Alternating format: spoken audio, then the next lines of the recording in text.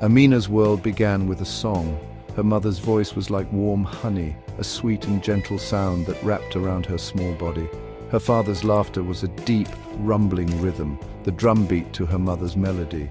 They lived in a small, round hut with a thatched roof that smelled of dry grass and the earth after a gentle rain.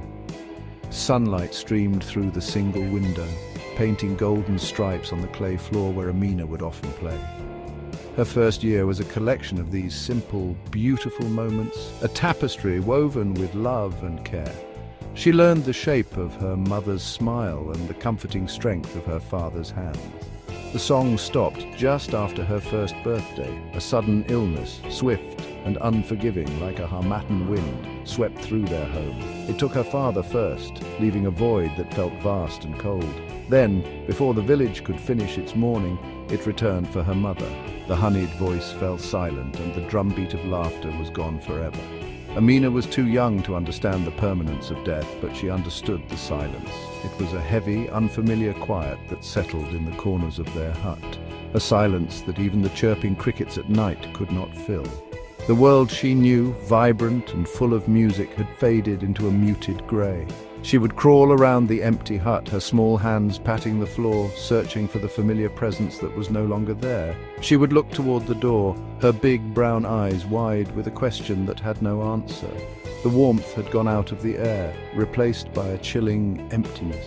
The scent of her mother's wrapper, a faint smell of shea butter and spice, lingered on the sleeping mat, and Amina would press her face into it, seeking a comfort that was now just a memory.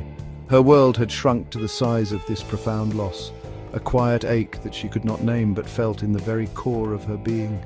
The days that followed were a blur of new faces and hushed voices. People from the village would come and go, their eyes filled with a pity that Amina could sense but not comprehend. They brought food and spoke in soft, soothing tones, but their words could not mend the tear in her small universe. She was a boat set adrift on a vast, lonely ocean with the guiding stars of her parents suddenly extinguished. The silence was her constant companion now, a heavy blanket that she carried with her. The song of her early life had ended and a long, quiet interlude had begun, one filled with unspoken grief and the deep, bewildering sorrow of a child left all alone.